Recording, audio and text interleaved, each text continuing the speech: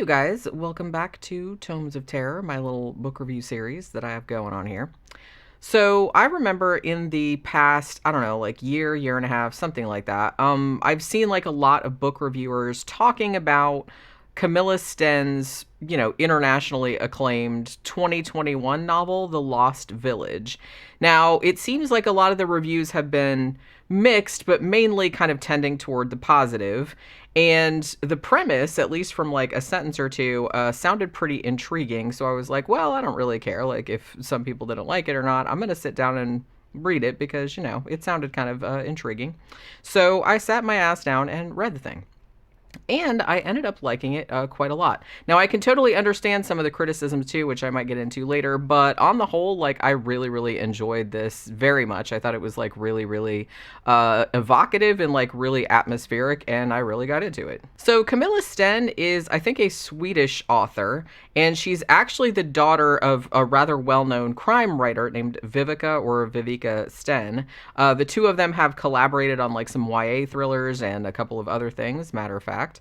The Lost Village was actually first published as, I believe, Staden was the name of it, in Sweden back in 2019, and has since gone on to be translated into a whole bunch of different languages, 17 languages, 19 languages, something like that. It's also been optioned for film, which actually doesn't surprise me one bit. The story is very cinematic, and it would probably make a really creepy movie, or probably better as a miniseries.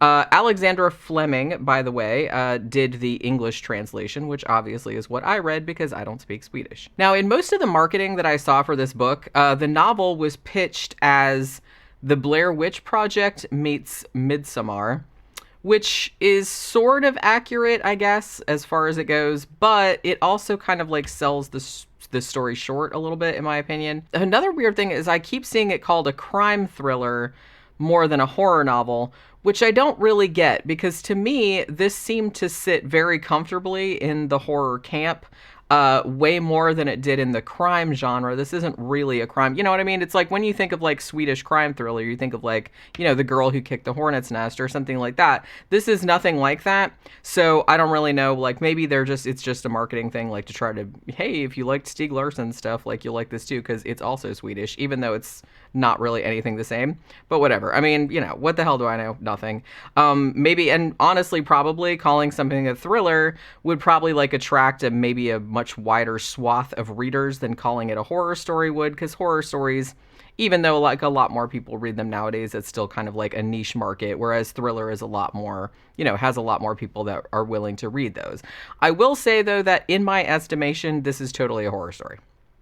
I have to say too that it deals with actually one of my favorite tropes in fiction, which is an unexplained mass disappearance. I love that kind of shit. And actually like creepy kind of shit that happens, like Roanoke and all that kind of stuff that happened like in real life. Like I really like that hearing, even though I'm sure there's probably like a really prosaic explanation for that in particular, but it's still like a really intriguing like thing to think about. Ooh, what could have happened to them? So I really liked it. I think that was what attracted me to this particular novel in the first place, was I was like, ooh, that sounds like really interesting. A whole bunch of people like go missing at once and nobody knows why. So The Lost Village, it essentially switches back and forth from like the present day timeline to an account of events leading up to kind of the central plot's disappearance, which happened back in 1959.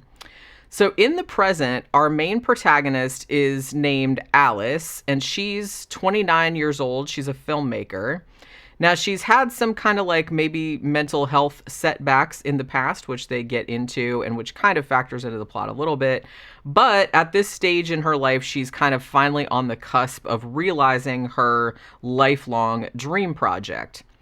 Ever since she was a child, she's been obsessed with the mystery behind this village called Silvertjärn, from which nearly 900 residents suddenly vanished one day, never to be found. They didn't find any bodies. They didn't find anything. What ended up happening was that when relatives that lived outside the village like became worried, because they're like, hey, we haven't heard anything from our relatives in Silvertjärn or anything like that. So they went there, like a couple of them went there to see what happened, and they found a bunch of just abandoned houses, looking for all the world as though everybody had just stepped out for a moment and never returned. Like there was still like coffee cups left on the counter and like shit like that. It seemed like everyone's like, oh, I just went out to get the mail or something, and then shoot, they all got like fucking raptured or some shit. The abandoned houses, though, aren't all they found. These two guys also found a dead woman tied to a pole in the town square and stoned to death. They also found a, thankfully still alive, baby girl who was discovered in the empty school. They didn't know who the parents were. They didn't know like how the baby was still there or anything like that. But there was no other clue as to where everybody else had got off to or what exactly the fuck had happened here. Now, back in the 1950s, Alice, our present-day protagonist, her grandmother, Margareta, she lived in this village, which was very, very remote, but very pleasant. You know what I mean? It was a mining village, actually. There was a mine there.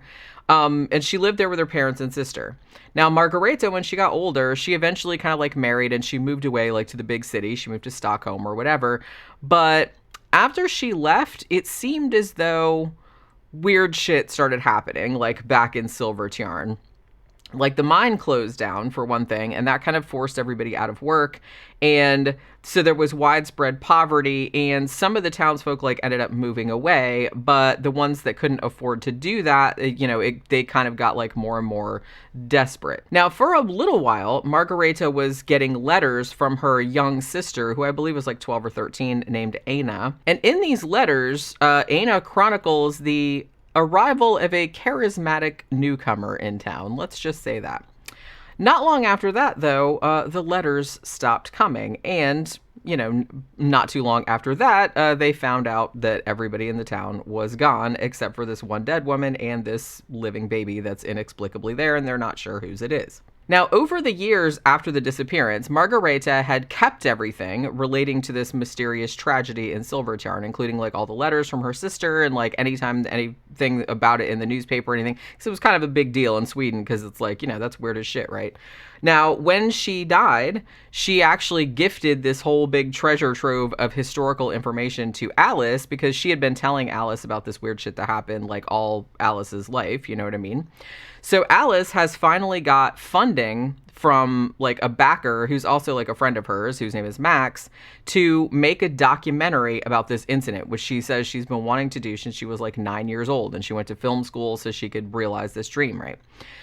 Now, coming along with her on this journey to the abandoned town is the aforementioned Max, who, had kind of like made some money in tech or something like that and, was like, yeah, I'll back some of your project. Also coming along is Emmy, who's she's kind of worked in the industry a lot, an experienced director.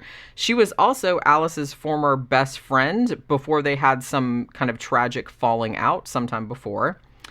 There's also a young woman named Tone or Tone, I'm not really sure how you pronounce that. She's a photographer, and she's also like a newer, close friend of Alice's. She also has some personal ties to Silver Tiarn.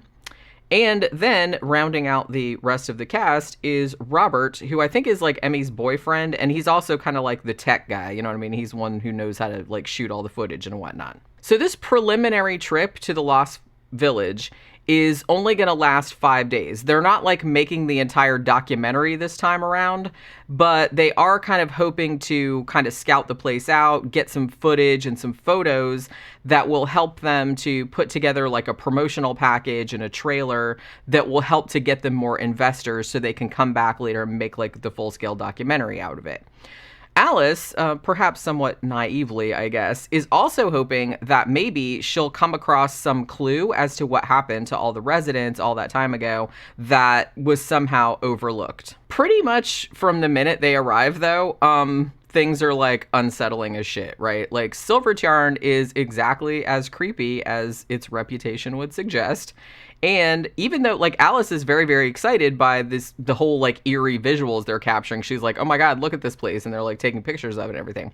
And I have to say too, that like the prose here is really evocative. Like I said, like when you first get there with this crew and like the author is describing like what it looks like, I could really picture this kind of like really creepy forgotten, empty village just kind of like rotting away under the Swedish sun, like holding its secrets in. It was like really, really, I think it was like really well written because I could really like see it in my mind. But they're not there too long before tensions start to mount, particularly between Alice and Emmy, who have some unresolved issues from their past friendship, which they probably need to sort out.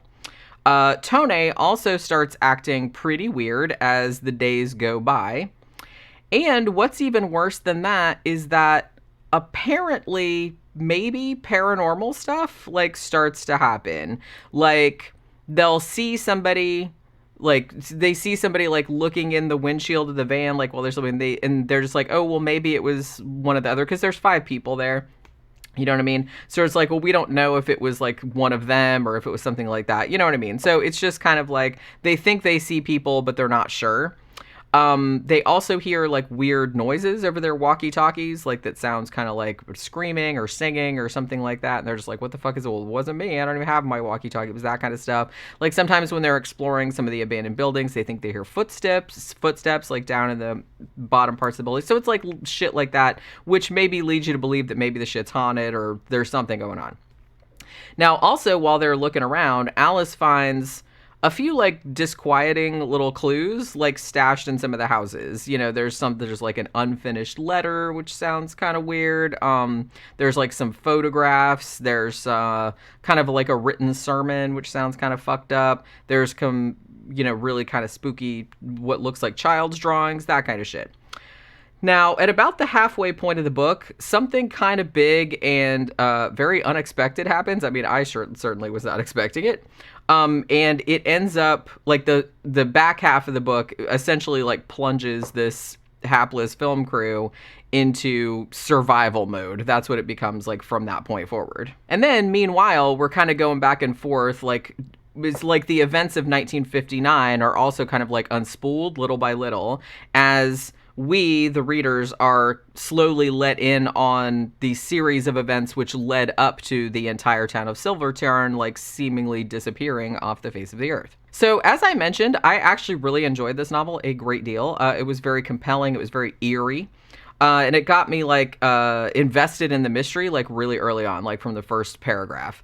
The build-up of the mystery, the build-up of the intrigue was really, really well done. I mean, my eyeballs were just, like, latched to the page, waiting to see what the resolution was going to be. Now, that said, this was one common criticism that I saw, and I kind of agree to it, like, maybe slightly. But I'm not sure that the solution to the mystery is all that believable. Let me say that. Like, there was some aspects of it where I was like, well, I'm not really sure if that's how that would go. But you know what I mean? So it was like a little bit disappointing in that regard. But overall, I didn't really mind that. I think mainly because the rest of the book was so good and like so immersive. Like I said, I could really picture what was going on, you know, and like picture this whole setting. I really love the concept of a disappearing town full of people. And in general, I really liked the direction that Camilla Sten went in with it. So I would actually recommend this to anybody looking for like a more maybe spooky, atmospheric sort of read in more of like the mainstream horror vein. And I'm not saying that to be disparaging. I'm just saying the book isn't super gory or like super, it's horror, but it's not like super horror. You know what I mean? It's not like real graphic or anything like that. It seemed pretty accessible to a wider audience that maybe doesn't read much horror, which is maybe why it was marketed as a thriller, even though it's kind of not. So I kind of feel like if you're just kind of like a casual horror fan or you just like spooky books, it's like you'll probably like really dig it. Now, if you're a real, you know, if you're a real seasoned horror fan, you might think, well, it's like overly familiar, or it's like this movie, or it's like that book, or something like that, because it does have like a few, it does borrow a few tropes that are like not all that uncommon. But to be honest, it's just, I thought it was exceptionally well put together. And I think if they ever like make a movie or a mini series out of this, I think it'll be really successful, because that's kind of how it played out while I was reading it. Like it was very visual and I could actually like see it. And I was like, man, if they made a good mini series out of this would kick ass. It would be really, really good. So that will do it for this Tomes of Terror. Be sure to like and share and comment if you enjoy the content, and I'll see you guys again on the next one. Bye.